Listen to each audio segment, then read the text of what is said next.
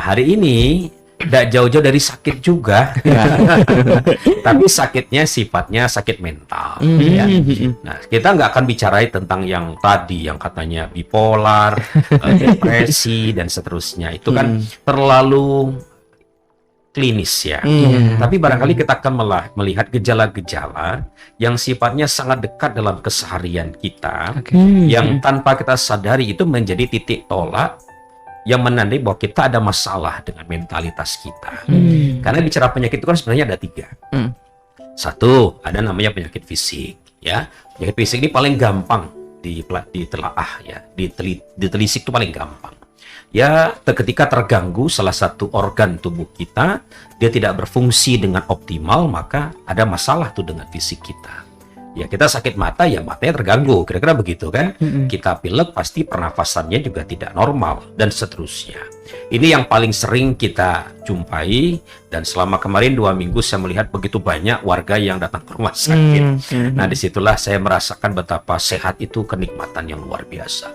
Ya, nah cuma jangan lupa di samping penyakit fisik ada penyakit kedua, penyakit mental atau penyakit jiwa. Ya, nah umumnya kita tidak mau dong disebut sebagai kamu punya kelainan kejiwaan. Nggak enak aja, saya alumni rumah sakit jiwa. Nah, cuma kita perlu diingatkan, perlu wanti-wanti, jangan sampai kita ini menerima gejalanya juga. Nah, gejala orang yang penyakit jiwanya itu muncul atau mental health-nya terganggu itu ada 2 setidaknya. Yang pertama, Mas Nizam dan Mas Adena, dilihat dari frekuensi perilaku yang kita lakukan. Contoh misalnya, kalau kita senang bercermin, sisir rambut, berkaca, berdandan, mau berangkat kuliah, begitu. Mau ke mana? Ke acara kondangan, dandan dulu, ya. Mau pergi yang agak penting dikit, dandan. Normal nggak? Normal. Normal. Ya kan? Normal. Tapi kalau misalnya setiap setengah jam sekali atau 5 menit sekali kita ngeliat kaca, ada masalah tuh, ya kan? Ada masalah. Contoh lain, senyum, bagus senyum itu, ya kan? Ketemu orang senyum, ketemu bapak kos senyum, ibu kos senyum, ketemu tetangga senyum. Tapi kalau ketemu dinding senyum, ketemu pintu senyum, ketemu truk juga senyum, itu bermasalah, ya kan? Nah, jadi artinya ketika frekuensinya itu sangat tinggi, maka itu menandai bahwa ada masalah dengan kejiwaan kita. Nah, yang kedua, sebuah perilaku dikatakan ada kaitannya dengan penyimpangan atau abnormalitas itu ketika perilaku itu keluar dari kelaziman sosial, ya, keluar dari pakem. Ya, contoh misalnya, ya laki-laki ya pakemnya dia senangnya sama perempuan, ya kan? Perempuan tuh ya pakemnya senang sama laki-laki gitu loh ya. Nah, tapi kalau laki-laki suka sama laki-laki, perempuan suka sama perempuan, itu keluar dari pakem. Walaupun yang bersangkutan kadang-kadang menolak itu ya, menganggap wah ini nggak bisa begitu, ini memang saya dari sononya seperti ini desainnya. Enggak ada yang seperti itu. Ya, Allah tidak pernah menciptakan sesuatu itu salah, kira-kira begitu ya. Yang keliru kemudian barangkali ada persoalan edukasi, lingkungan dan seterusnya. Ya, nah jadi kalau 2 perilaku yang kita lakukan memiliki 2 tanda itu. Nah, maka ada masalah dengan mentalitas kita, ada problem dengan kejiwaan kita, ya. Nah, kemudian yang ketiga dalam Islam juga ada penyakit berikutnya, yaitu penyakit hati. Nah, ya. Nah, penyakit hati ini beda dengan yang pertama dan yang kedua. Penyakit ketiga ini jauh lebih halus lagi dan kadang banyak orang tidak menyadarinya.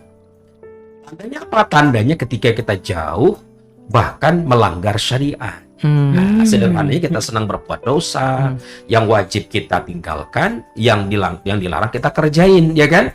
Nah, ini namanya penyakit hati. Nah, masing-masing memiliki ukuran yang berbeda-beda, tetapi 3 penyakit ini berkelindan, saling kait mengait satu sama lain.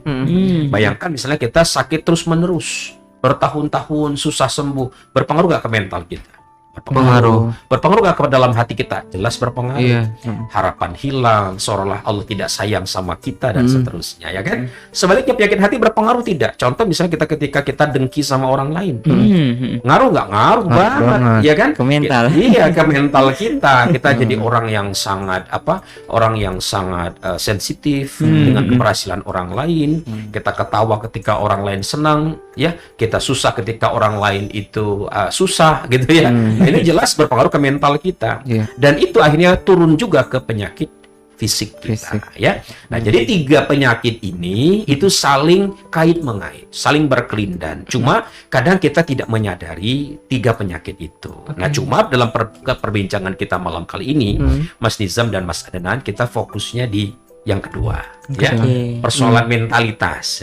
Nah, kemudian kita lebih turunkan lagi ke zaman now, berarti kekinian, gitu ya.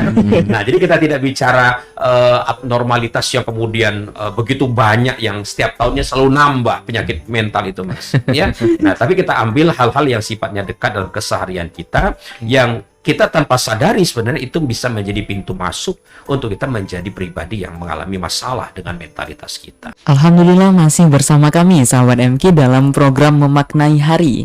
Dan tadi kita sudah melihat nih sahabat MK bahwa penyakit itu dikelompokkan menjadi 3. Ada penyakit yang sifatnya fisik, mental, juga penyakit hati. Nah, pada malam hari ini mungkin kita bakal ngebahas lebih dalam terkait dengan penyakit mental itu sendiri. Nah, kalau berbicara masalah penyakit mental tadi nih Mas Kiki, kira-kira ada apa aja nih jenis-jenis di dalam penyakit mental itu? Baik, sekali lagi kita membahas ini pakai istilah yang ngepop ya, tidak pakai istilah-istilah klinis. Istilah klinis kayaknya lebih cocok ditanya pada yang concern di psikologi klinis ya. Itu mereka concern di situ. Tapi kita cari yang sifatnya populer, yang dekat dengan keseharian kita, tetapi kalau dibiarkan itu bisa mendatangkan masalah di kemudian hari, dan itu berdampak pada mentalitas kita yang jadi terganggu ya. Nah, yang pertama, kita sangat akrab dengan istilah mager. Ya, mager ini kan singkatan dari males gerak. Nah, mager ini istilah yang semakin populer ketika kemarin kita mengalami COVID, ya kan? Di mana semuanya berubah. Bisnis berubah, cara belajar kita berubah, ya. Sehingga kita kemudian jadi orang itu yang semuanya mengandalkan perangkat-perangkat di sekitar kita. Terutama pendekatan online. Makan pun kita pesan secara online, belajar secara online. Untungnya tidur nggak online ya. Nah, semuanya itu cukup dilakukan dengan menggunakan gadget kita, ya kan? Nah, satu sisi ini memang mengefisiensikan aktivitas kita.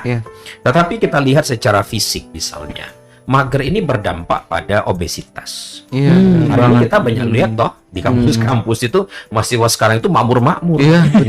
Mau makmur itu loh. Zaman saya tuh nelongso gitu loh. Sekarang tuh pada makmur-makmur ya. Jadi secara fisik itu lebih tambun, lebih makmur, lebih berisi. Nah, entah apa itu sebabnya, tetapi menurut saya boleh jadi itu dikarenakan karena aktivitas fisik yang semakin sedikit. Ya, sehingga ya kuliah mohon maaf hanya di kasur, dengerin dosen kita bicara via Zoom misalnya. Sehingga kita memang benar-benar sedikit aktivitasnya. Nah, kemudian lebih jauh lagi kita pesan makan pun begitu gitu ya. Nah, sampai kemudian ada cerita yang pernah saya dengar dari teman saya. Dia ini kebetulan punya teman kos perempuan, tetapi begitu dia keluar dari kos itu karena sudah selesai, ada kejadian menarik yang dia jumpai. Ketika penjaga kos itu membuka kamar temannya ini, di dalam kamar itu penuh dengan sampah. Padahal anak perempuan. Ya Allah. Sampah. Jadi dia tidur dengan sampah. Di seluruh makanan-makanan yang dia konsumsi itu dia tidak buang, dia tumpuk di kamarnya itu. Ya. Ini kira-kira dalam kategori yang tadi saya sebutkan normal nggak? Udah nggak normal. Tidak normal. Ya kan? Ini saking malasnya itu untuk meletakkan buang sampah pada tempatnya pun, di tong sampah pun tidak dilakukan. Ya kan? Nah, ini implikasi dari apa? Mager tadi gitu loh, ya. Nah, makanya saya dalam hal ini sepakat bahwa pembelajaran itu memang tidak bisa kita sifatnya selalu online. Karena kalau hanya online bisa berdampak kayak begini tadi itu. Kalaupun ada pun online ya harus dikombinasi dengan sifatnya yang offline ya. Karena memang kalau offline itu kan tentu akan berbeda. Ketemu langsung, melihat ekspresi wajah seseorang, lalu ada latihan-latihan exercise yang dilakukan, itu kan berbeda banget ketika kita belajar melalui pendekatan online tadi. Nah, itu dampak yang pertama ya. Dampak yang kedua, di samping apa namanya tadi, obesitas, kemudian kita malas bergerak tadi, yang lebih berbahaya daripada mager ini adalah kita itu menjadi pribadi yang senang dilayani. Senang dilayani. Betul. Ya. Padahal ketika kita memasuki dunia kerja buat adik-adik mahasiswa, ya, di situ Anda nggak bisa ingin dilayani. Yang namanya orang bekerja itu artinya orang yang siap untuk melayani, ya kan? Terutama melayani customer Anda, ya kan? Dan itu memerlukan effort, memerlukan usaha, ya. Nah, sehingga kalau kita kemudian senang dilayani, kita tidak mau melayani, wah itu bisa berbahaya sekali, ya. Nah, karena itu mager ini bisa menjadi pintu masuk kita untuk mengalami gangguan dalam mentalitas kita, ya. Tentu nanti berimplikasi juga dengan jenab penyakit-penyakit mental lainnya yang ternyata juga kait mengait tuh antara satu perilaku dengan perilaku yang lainnya. Ini ya bahayanya ternyata sudah menjangkit dalam begitu ya, sudah akut nih kayaknya. Iya. Sampai sampah banyak ya. Iya, hari ini bahkan kita melihat banyak anak muda misalnya gulanya tinggi. Iya, benar. Banyak Anak kecil Mas. Iya, banyak anak muda sekarang itu misalnya contoh mereka mengalami di samping obesitas itu tekanan darahnya tinggi. Iya kan? Asam urat Asam juga. urat juga. Ya Allah, berbahaya. Jadi secara fisik mengganggu, secara mental lebih jauh lagi mengganggu. Nah, ini tadi yang dikatakan Mas Kiki saling berkaitan. Dari mager sudah nyambung kemana-mana ya. Iya. Baik, ini baru mager Mas Kiki. Ada lagi kayaknya. Nah, di samping mager, yang kemudian implikasi jauh dari mager itu kuper. Cooper. Kuper itu ya kurang pergaulan. Jadi ansos ya. Iya. Jadi orang yang kuper itu kan orang yang melihat dunia itu terbatas hanya pada lingkup dia saja. Betul. Iya kan? Dia hanya melihat relasi itu terbatas pada orang-orang yang terbatas pula. Mungkin hanya orang tuanya, mungkin hanya kakaknya, pembantunya, dan seterusnya. Atau dia hanya melihat konteks lebih sempit lagi, barangkali terbatas pada teman-teman kuliah dia aja. Padahal ketika kita kuper itu kan kita tidak memahami bahwa di luar sana heterogenitas itu sebuah kenyataan yang tidak bisa kita pungkiri, ya. Nah, kuper itu kan salah satu bentuk dari ketidakcerdasan emosional dan sosial kita. Padahal kita tahu betul para psikolog terkenal, misalnya Daniel Goleman yang memperkenalkan istilah kecerdasan emosional mengatakan kecerdasan intelektual itu hanya 20% berkontribusi terhadap sukses kita. Selebihnya 80% itu ditentukan oleh kecerdasan emosional, ya. Nah, juga kecerdasan emosional ini sebenarnya dasarnya ada dua, yaitu intrapersonal dan ekstrapersonal. Intrapersonal itu kemampuan mengelola diri, ekstrapersonal itu adalah bagaimana kita berhubungan dengan orang lain. Nah, oleh beliau di breakdown lagi itu menjadi 5, ya. 1, kemampuan mengenali emosi diri. Yang kedua, kemampuan mengendalikan emosi diri. Yang ketiga itu kemampuan memotivasi diri. Yang keempat adalah kemampuan membangun relasi sosial, ya. Nah, kemudian yang berikutnya lagi adalah empati. Nah, terkait dengan Cooper ini bermasalah di dua aspek terakhir kan. Iya tak? Relasi dan empati. Iya, relasi dan empati. Karena bagaimana mungkin kita akan membangun hubungan dengan luas kalau kita tidak punya pengalaman? Iya. Iya kan? Nah, hari ini yang banyak saya kritik kepada banyak mahasiswa saat ini adalah mereka makin sempit interaksinya itu hanya pada interaksi di kampus saja. Tidak ada interaksi dengan masyarakat sekitarnya. Gotong royong nggak gabung, ke masjid juga nggak muncul, ya kan? Sehingga kemudian kesannya itu sangat asosial. Jadi semakin elitis. Padahal mestinya kan mahasiswa itu adalah intelektual organik yang harus menyatu, dekat dengan masyarakat, tahu apa aspirasi masyarakat, tahu apa yang ingin diperjuangkan dan seterusnya. Untuk kemudian itu pada kemudian hari kan diperjuangkan mereka. Karena kita tahu betul kan pendulum sejarah negara kita ini kan digerakkan oleh anak muda. Nah, bagaimana kita akan menjadi seorang yang organik kalau kita membatasi diri hanya sebatas lingkup kuliah saja? Yang namanya leadership itu tidak dibangun dari hanya sekadar membaca buku, tapi dibangun dari interaksi dengan beragam orang, dengan kultur yang berbeda, ya kan? Dengan usia yang berbeda, dengan watak yang berbeda dan seterusnya. Nah, orang yang Cooper akhirnya membuat dirinya bukan karena wataknya memang introvert, tapi dia mengintrovertkan dirinya sendiri akhirnya. Iya. Nah, ini kan lebih jauh lagi, ini bermasalah dengan pekerjaan dia akhirnya. Iya toh? Bagaimana dia akan bisa bekerja sama dengan timnya, bagaimana dia bisa menjadi anak buah yang baik, bagaimana dia menjadi pemimpin yang baik kalau dia tidak punya pengalaman sosial yang cukup. Gitu loh ya. Nah, maka menurut saya Cooper ini adalah problem juga ya. Dan ini sangat dekat dengan mager tadi. Mager akhirnya membuat kita jadi Cooper. Gitu loh. Baik. Tapi jangan-jangan iya juga ya. Jadi legitimasi diri kita sendiri sebenarnya ya. Kalau kita tuh saya introvert nggak mau nih, nggak bisa nih kayaknya. Padahal kan yang namanya otak itu kan sifatnya plastis. Tidak ada yang namanya sesuatu yang kemudian sudah begitu terus nggak begitu. Bisa berubah. Ya. Iya. Yang namanya otak kita itu punya prinsip plastisitas, dia bisa berubah asal kita punya kemauan berubahnya. Ya, banyak orang yang kemudian semula gak pandai bicara, ketika dia berlatih jadi piawai berbicara. Semula dia tidak pintar bergaul, tiba-tiba ketika dia belajar berinteraksi, berorganisasi, bermasyarakat, dia jadi piawai bermasyarakat. Itu bisa berubah. Ya. Nah, jadi salah kaprah kalau kita mengatakan bahwa saya memang sudah begini dari sononya. Enggak juga ya. Kita itu bisa berubah kalau kita mau merubahnya, dan ini sudah dibuktikan secara ilmiah berdasarkan teori plastisitas otak tadi gitu loh, Mas. Oke. Nah, kalau tadi mungkin mager salah satu penyebabnya karena kita mengalami masa yang mudah begitu, Mas. Kalau Cooper ini kira-kira apa, Mas, menjadi penyebab utama sehingga orang-orang menjadi kurang pergaulannya? Iya, orang Cooper itu biasanya ya dia merasa nyaman ketika dia hanya membatasi dunia itu sebatas dirinya atau dengan interaksi yang terbatas ya. Nah, karena memang ketika kita punya interaksi yang terbatas, itu kan minim resiko. Ya nggak? Iya. Kita minim resiko berkonflik. Kita minim resiko berbeda pendapat. Bagi banyak orang berbeda pendapat, kemudian berinteraksi itu sesuatu yang penuh resiko. Ya. Bisa jadi dibenci, ya, bisa jadi bisa jadi bertengkar dan seterusnya. Itu yang seringkali mereka jadikan alasan.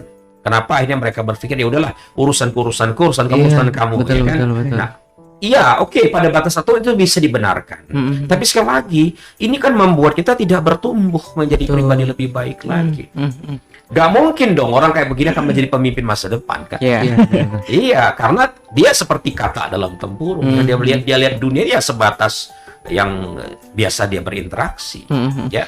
Nah, dan dilala barangkali ada juga faktor-faktor eksternal, misalnya orang tua yang terlampau protektif, yang menganggap bahwa udahlah kamu gak usah terlalu banyak berteman sana berteman sini, penting kuliah selesai beres cepat gitu ya. Nah, pandangan ini sebenarnya pandangan yang sempit, karena kalau kita ingin membuat anak kita menjadi anak yang mumpuni, bertumbuh kepribadiannya secara utuh, nggak bisa hanya sebatas buku tuh nggak bisa, nggak cukup hanya kemudian interaksinya hanya kos, kampus, perpus, nggak cukup. Ya, harus ke masyarakat, betul. harus ke remaja masjid, harus ke badan eksekutif mahasiswa, harus ke kegiatan-kegiatan ekstra, itu yang mendewasakan kita. Dan yang begini rupa tidak bisa dicangkokkan. Betul. Ya kan? Sesuatu yang memang harus ada pengalamannya. Jadi ketika kita gagal, kita yang bertengkar, ketika kita menghadapi teman yang berbeda pendapat dengan kita, itu pengalaman yang mendewasakan kita. Tapi benar loh, Mas, ini kisah teman saya gitu ya. Jadi memang ketika melihat orang tuh seperti dijudge. Jadi dia selalu merasa dirinya itu dijudge ya oleh orang-orang yang melihat dia. Bahkan satu fenomena di Jepang itu juga cukup marak itu, Mas. Ada hikikomori ya. Betul itu hikikomori ya, berdiam diri, mengucilkan diri bahkan dari keluarganya. Jadi cuma di kamar aja ya. Ini fenomena yang ternyata mulai marak ya. Nah, itu kaitannya dengan yang ketiga. Apa tuh, Mas? Jadi mager, Cooper, baper akhirnya. Oke. Ya kan? Baper. Jadi kalau orang sudah Cooper, bawaannya baper. Benar. Iya kan? Dikit-dikit dia ngeliat orang bisik-bisik dikit mesti ngobrolin saya. Jadi bawaannya itu ya namanya baper ya. Orang baper itu artinya kan oversensitif. Iya. Ya kan? Sensitif itu bagus. Ya, karena dalam pergaulan sosial itu kan bahkan Nabi berpesan toh, la yu'minu ahadukum hatta yuhibba li akhihi ma yuhibbu li nafsihi. Ya kan begitu. Tidak sempurna iman di antara kamu, kata Rasulullah, kalau kamu belum mencintai saudaramu sebagaimana kamu mencintai diri kamu sendiri. Tetapi kalau kemudian dalam interaksi itu kita sensitif, ya, sensitif misalnya karena orang berbeda pendapat kita anggap dia benci, karena dia bisik-bisik kita anggap gosipin, ya kan? Karena dia kemudian apa namanya itu ya pokoknya perilaku-perilaku yang kita anggap berseberangan dengan pandangan kita, dengan keinginan kita, maka kita anggap ini sesuatu yang harus menjadi lawan kita. Padahal kan tidak harus begitu. Berbeda bukan berarti kemudian tidak berteman. Betul.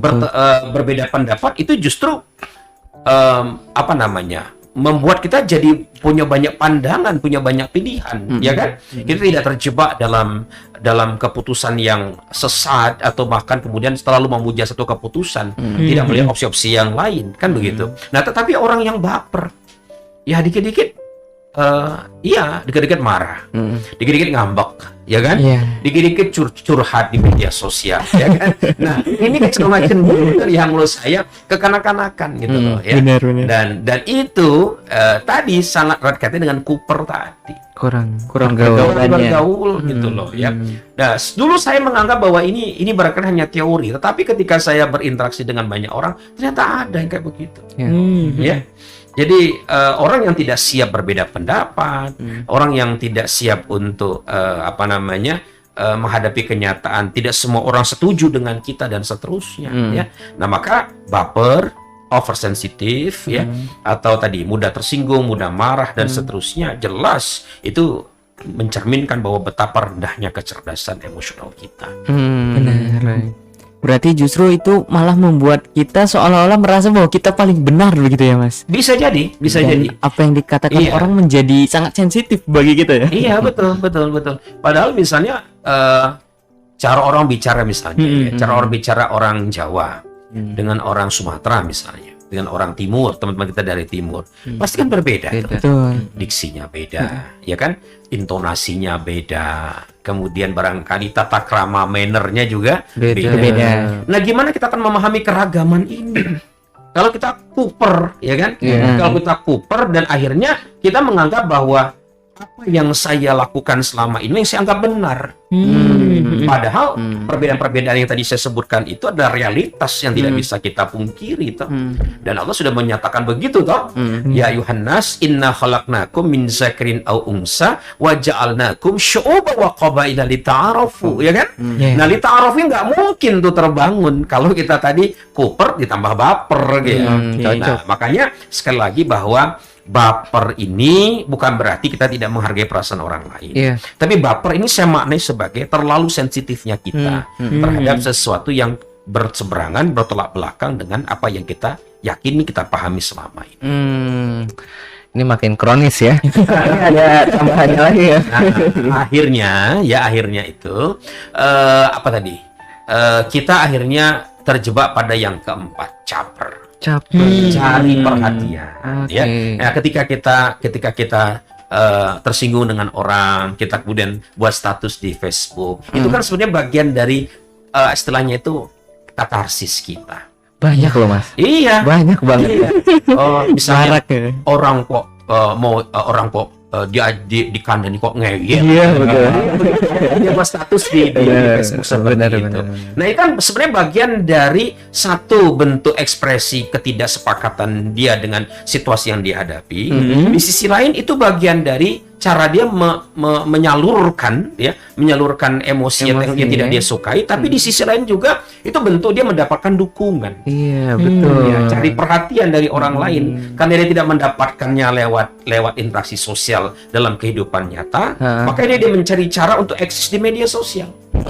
Ya kan? Nah, bentuknya seperti apa? Bentuknya tadi dengan membuat status yang yang selalu galau ya, boleh jadi misalnya dia menjadi dalam bentuk cari perhatian itu bisa jadi dalam bentuk misalnya memamerkan apa yang dia miliki, apa yang dia punyai, karena dia kalah dalam kancah sosial, maka dia kepengen menang dalam kancah media sosial. Ya, nah lalu lebih jauh lagi bisa dengan cara yang lain, misalnya mohon maaf mengumbar auratnya dan seterusnya. Nah, jadi apa yang saya sampaikan ini 4 penyakit mental ini ternyata saling berkait mengait, ya kan? Mager berimplikasi pada kuper membuat kita jadi baper akhirnya membuat kita jadi orang yang caper gitu loh.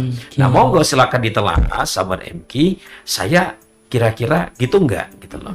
Ya, kalau kita merasa bahwa saya kayaknya gitu banget deh, gue banget deh kayak gitu ya. Ya udah, berarti ada masalah dengan mentalitas kita. Tapi insya Allah ada jalan keluar yang bisa kita tempuh agar kita tidak terjerembab dalam 4 perilaku yang menjadi pintu masuk kita mengalami masalah mental tersebut. Terima kasih sahabat MK, Anda masih bersama kami dalam program Memaknai Hari bersama dengan Mas Kiki Wijaya. Kita masih membahas tentang penyakit mental zaman now. Tadi sudah ada mager, kuper, baper, dan juga caper. Tentu kami juga ingin mengetahui begitu ya, apa problem Anda, apakah di mager, kuper, baper, atau caper. Nanti boleh bergabung, nanti kita akan sapa satu persatu. Nah, kalau terkait tadi kan kita sudah mengetahui Mas Kiki bagaimana hal ini terjadi dan akhirnya akibatnya itu sangat berkaitan. Nah, kalau misalkan kita ingin menyembuhkan begitu ya Mas Kiki, apakah harus dari magernya dulu atau semuanya gitu? Oke. Untuk penyembuhannya atau terapi itu tidak harus kita mulai dari mager dulu ya, tapi ya kita mulai dari mana sih yang paling menonjol, itu yang kita coba terapis lewat. Dan terapi itu tidak harus selalu kemudian minta tolong kepada tenaga profesional. Untuk ya begini kan bisa kita tangani sendiri ya. Ada memang hal-hal kalau perilaku itu sudah terlalu berlebihan, memang perlu penanganan dari pihak-pihak yang profesional. Tetapi kalau dia gejalanya itu masih bisa kita kendalikan, ya cobalah kita mengobati diri kita pribadi ya. Jadi lebih kepada self therapy. Nah, kita mulai dari mager misalnya ya. Mager itu tentu yang namanya obat itu kan selalu bertolak belakang dengan kecenderungan kita ya. Apapun itu ya, musuhnya panas ya dingin, musuhnya dingin ya panas, kira begitu ya. Nah, untuk orang yang malas gerak ya berarti lawannya bergerak gitu loh ya. Ya move on gitu loh ya. Dalam Al-Qur'an itu kan bahkan disebutkan faida qudiyatis sholatu fantashiru fil ard wabtaghu min fadlillah. Nah, ada 2 term yang digunakan di situ, al-intishar dan al-ibtigha, ya kan? Nah, semuanya bermakna sama. Jadi bergerak, bertindak, ya jangan diem aja gitu loh. Nah, kemudian ada yang ngeles juga. Loh, saya sudah walaupun saya di kamar kos saya bisnis loh, masih kayak online dan seterusnya, ya. Tapi kan tetap juga harus bergerak keluar juga, tidak selamanya mengandalkan itu gitu loh ya. Bagaimana kemudian Anda melayani konsumen Anda yang ingin barangkali ketemu langsung misalnya begitu ya. Atau barangkali paling sederhana ya, orang tua Anda tentu akan jengah juga ngelihat Anda di kamar melulu. Jadi generasi rebahan melulu ya, mandi susah, orang tua lagi kerepotan nggak mau bantu dan seterusnya. Ini kan keterlaluan. Ya, padahal mestinya untuk usia-usia kita yang sudah tumbuh remaja, tidak boleh dong kita berpangku tangan, minta semuanya dilayani sama orang tua kita dan seterusnya. Tapi harus bergerak, ya, karena yang namanya belajar melayani itu dimulai dari lingkungan terdekat dulu, ya kan? Yang paling sederhana saja lah. Hari ini kita lihat banyak anak muda yang tidak sensitif tuh, ngelihat tumpukan piring di dapur, nggak ada tuh keinginan untuk bantu, untuk cuci piring. Mager ya. Kan? Nah, ngelihat mamanya lagi masak, nggak ada keinginan tuh untuk nanya-nanya, "Mama, masak apa? Gimana caranya?" Nggak ada kan? Kalau kita punya pendekatan mager tadi, ya nggak mau kayak begitu gitu. Nah, besok kalau sudah berkeluarga ya kita akan kesulitan sendiri, ya kan? Nah, karena kita harus melayani suami, melayani anak-anak kita, ya, atau sebagai suami kita bantu istri kita. Gimana kita akan bisa menjalankan kehidupan berkeluarga dengan baik kalau semenjak ini kita tidak terbiasa melayani? Nah, jadi selalu saya katakan bahwa melayani itu adalah sesuatu yang menjadi tanggung jawab kita. kita ini sering melayani kok, ya. Kita tidak bisa hanya menuntut dilayani, ya. Dan melayani itu ternyata membuat kita menjadi tumbuh secara pribadi menjadi orang yang lebih utuh, lebih sempurna lagi. Ya. Nah, jadi saran saya untuk teman-teman yang mager tadi, ya, ya dikurangilah magernya. Cobalah untuk minimal ya di lingkungan terdekat Anda lakukan hal-hal kecil, kebiasaan-kebiasaan kecil, bantu aktivitas ibu Anda, ayah Anda, saudara Anda, ya. Nah, jadi jangan sekali lagi jangan malas, jangan berkikir tenaga, tapi cobalah untuk meringankan beban orang di sekeliling Anda. Itu cara yang paling sederhana kalau Anda ingin menghilangkan mager Anda yang keterlaluan itu. Berarti berusaha bermanfaat bagi orang lain. Sekali, begitu ya, Mas? betul sekali. Masa nggak bisa ngambil sapu nyuci, ya kan? Nyulai, ya toh? Nah, itulah. Atau disindir-sindir aja. Nggak tahu ya. Baik, ini udah kumat banget berarti ya. Nah, kalau Cooper ini gimana? Nah, kalau Cooper tentu radiusnya lebih luas, ya kan? Kita itu perlu meningkatkan radius interaksi kita, tidak hanya di keluarga, tapi kita perlu masuk ke dalam lingkungan yang barangkali selama ini tidak nyaman untuk kita.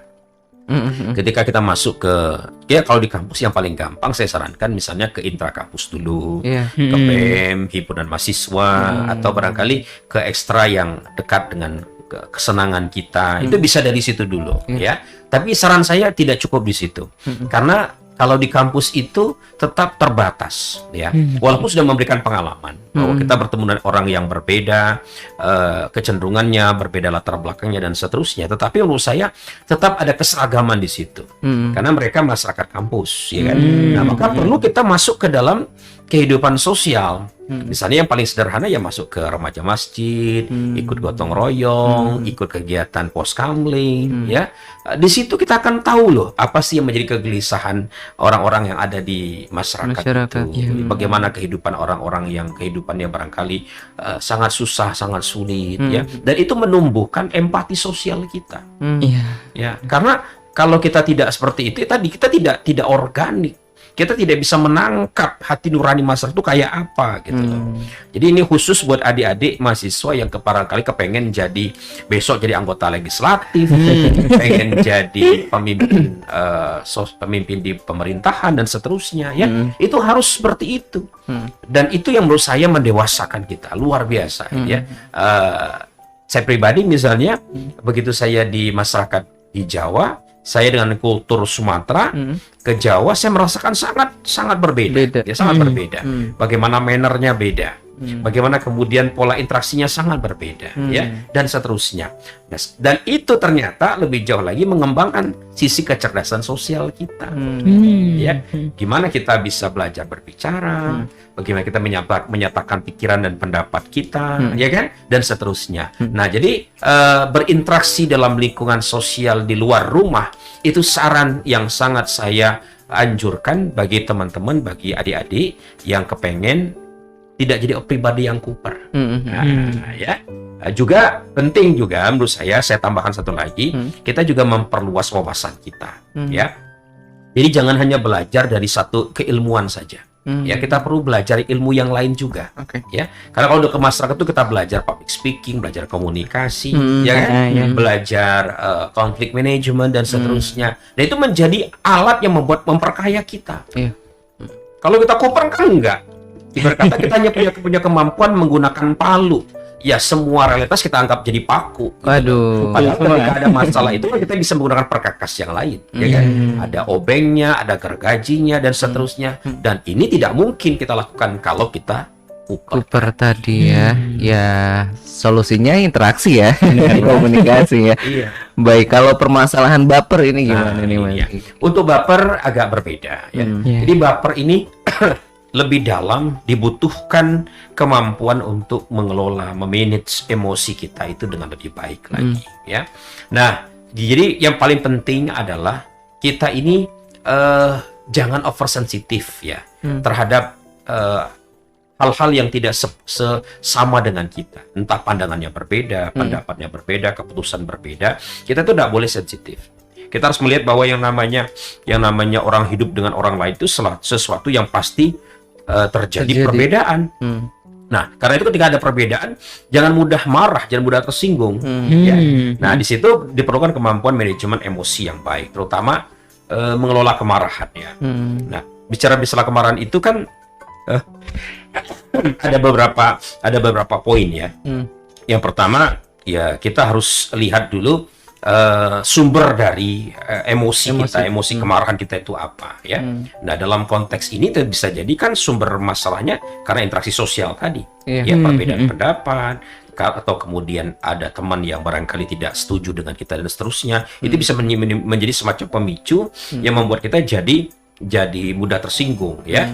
Nah, yang kedua, ketika kita mengelola emosi itu juga harus memiliki peka dengan perubahan fisik kita. Ya, jadi ketika orang berbeda itu kan biasanya ngomongnya biasa-biasa aja. Semakin tajam perbedaannya, makin meninggi. Kemudian mulai melotot, mulai kempas-kempis hidungnya, mulai kepal tangannya, ya kan? Nah, dan itu mengiringi dari naiknya atau perubahan emosi pada diri kita. Jadi perubahan fisik itu biasanya berbarengan dengan suasana hati kita. Cuman banyak orang mengatakan, banyak orang tidak menyadari bahwa itu terjadi.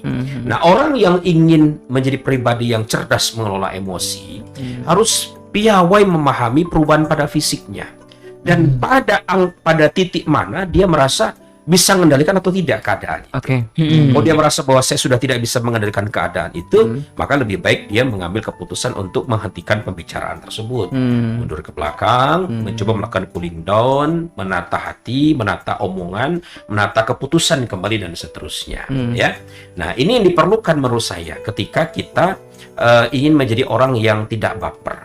Ya, satu, kita peka terhadap sumber-sumber dari emosi kita, kemarahan kita. Yang kedua, kita harus memiliki kesadaran yang tinggi terhadap perubahan fisik yang kita alami ketika mengalami emosi tersebut.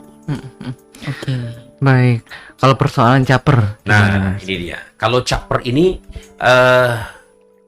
obatnya hanya satu. Ya, obatnya itu kita harus belajar untuk menjadi pribadi yang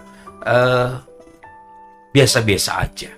Ya, kita perlu menjadi orang yang tidak haus dengan perhatian. Ya, masih ingat dulu ketika saya bicara tentang aku di hadapan Allah, manusia dan diri sendiri. Ya, nah saya lupa sama Mas Nizam, Mas Adnan atau bukan, tapi kayaknya bukan ya. Nah, salah satu nasihat yang saya sampaikan di situ, saya nukilkan pendapat dari Imam Ali. Kata Imam Ali, dalam hubungan sesama manusia, kuncinya adalah bersikaplah biasa-biasa saja. Jangan ingin diperlakukan istimewa. Jangan terobsesi ingin dianggap wow oleh orang lain. Karena itu menjebak kita. Satu, menjebak kita kepada penyakit hubbujah, penyakit gila hormat, caper tadi itu, ya kan? Yang kedua, menjebak kita menjadi orang yang tidak otentik. Ya kan? Caper itu kan memaksakan diri. Memaksakan diri ya. Hidupnya orang yang nggak kaya pura-pura kaya, ya. Nggak cerdas pura-pura cerdas, ya. Jadi semuanya manipulatif, tidak otentik, tidak apa adanya, ya. Nah, maka bentuk perhatian ini harus kita kurangi. Toh, kalaupun orang memperhatikan kita lewat media sosial, itu kan hanya berhenti pada dataran sekadar like aja, ya kan? Ya paling banter dia nanya, say hello atau nanya kabar tapi setelah itu ya tidak sama sekali. Jadi media sosial itu menciptakan sebuah hubungan yang meluas, tapi dangkal. Benar. Ya kan? Bukan sebuah hubungan yang sifatnya dalam. Nah, yang kita perlukan itu kan kalau kita ingin jadi orang bahagia itu bukan hubungan yang meluas, tapi yang mendalam. Dan itu tidak mungkin kita dapatkan kalau kita kemudian sibuk mencari perhatian. Orang akan mendapatkan sebuah hubungan yang intens dan dalam kalau dia justru memberikan perhatian. Bukan mencari perhatian. Betul. Nah, kira-kira itu beberapa tips yang perlu kita perhatikan kalau Sobat MP ingin menata diri agar tidak terjebak dalam 4 penyakit mental tersebut.